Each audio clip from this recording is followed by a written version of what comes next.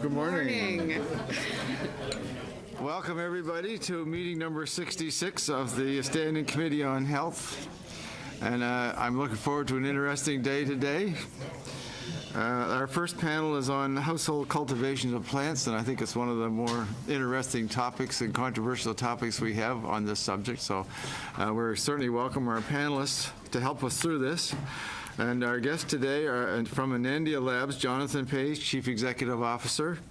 As an individual, we have John Conroy, a barrister, and from the Canadian Federation of Apartment Associations, Mr. John Dickey, President. We'll ask you to make a 10-minute opening statement and limit it to 10 minutes, and then we'll ask several questions. So I'm going to start with Mr. Page, if you would open up with a 10-minute statement.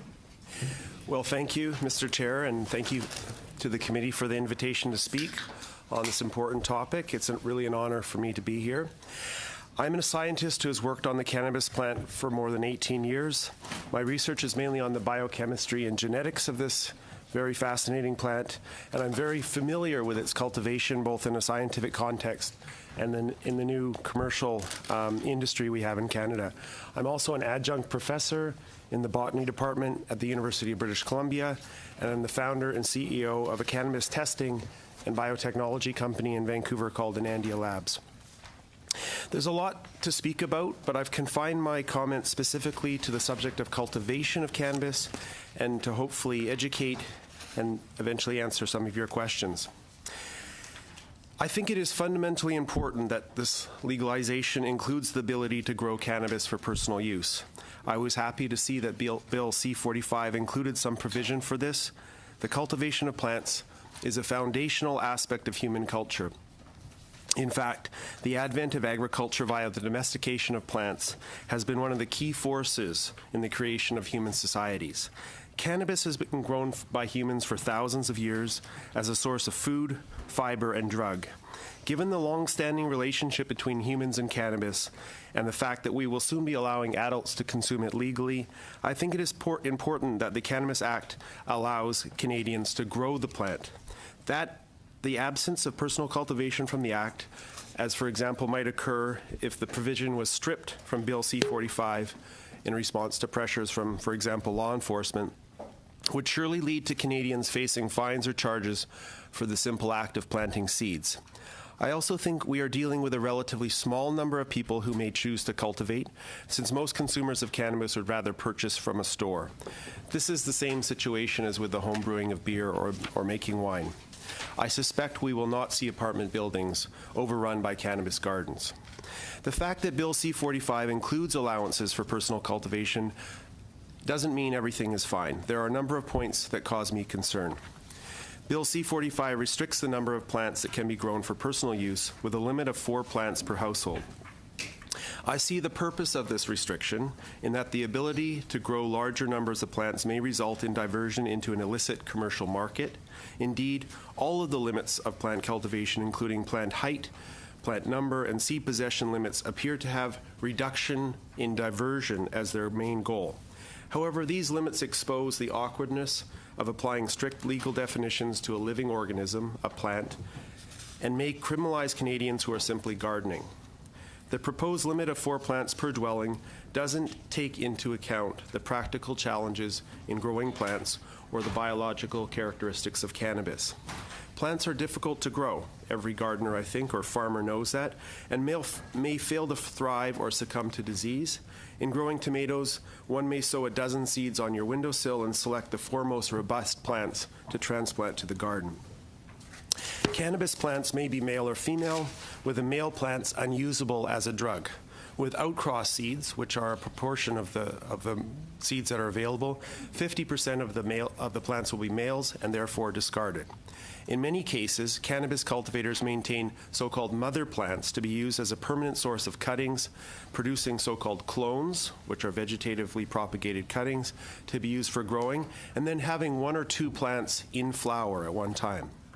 The cultivation limit should be adjusted, in my opinion, to account for this non-flowering and non-producing plants that are required for normal cultivation practices. In fact, Bill C-45 already distinguishes between non-flowering and flowering plants. Therefore, I would propose that the Act be amended to allow adults to grow perhaps 10 plants in total, of which 4 may be in flower.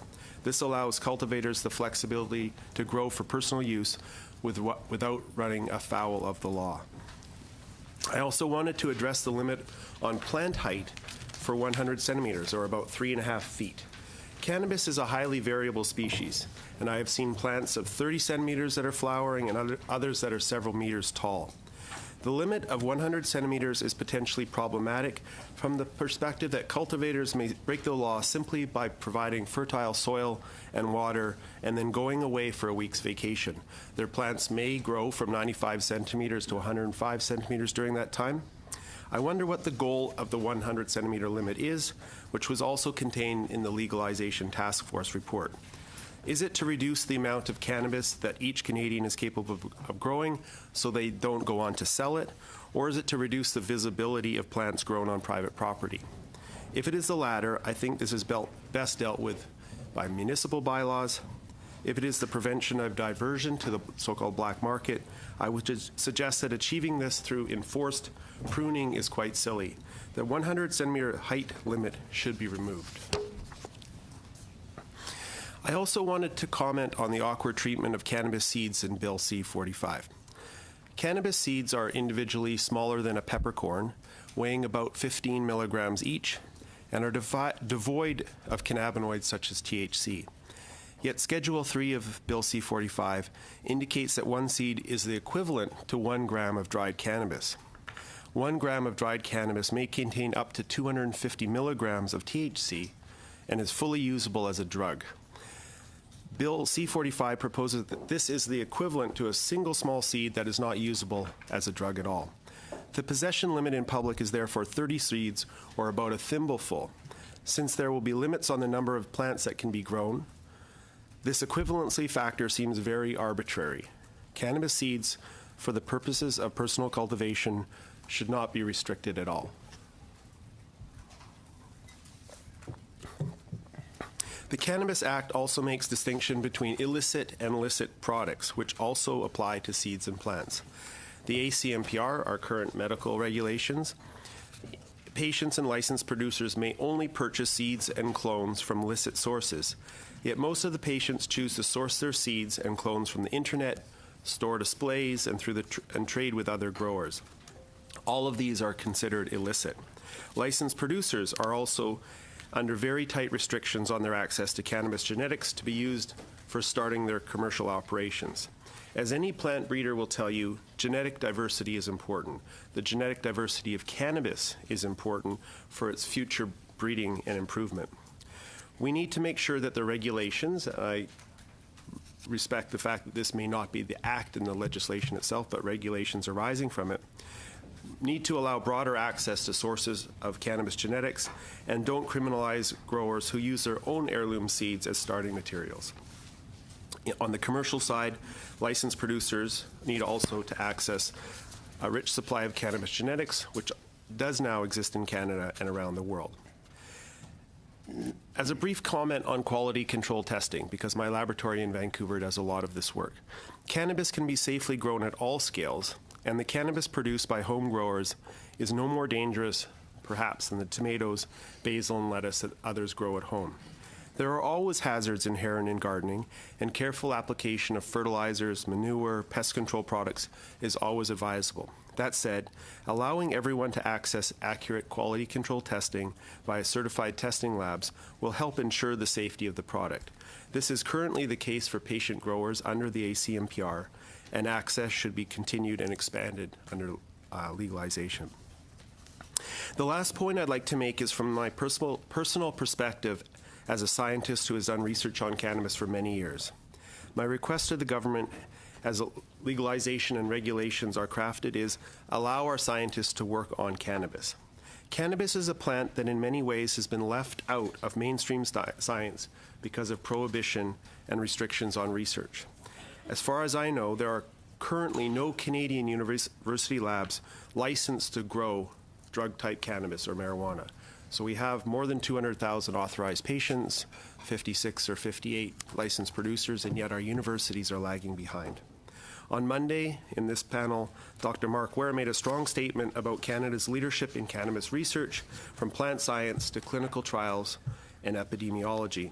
I echo his thoughts and add that if we allow cannabis to be grown in our homes and sold in our stores, but then we keep it out of our university, government, and private sector labs, then we will not maximize the benefits and reduce the negatives arising from legalization. Mr. Chair, I conclude by saying that I support this bold policy move. Legalization's time has come. Bill C-45 is not perfect, but I am sure your committee will recommend changes for improvement. Thank you very much.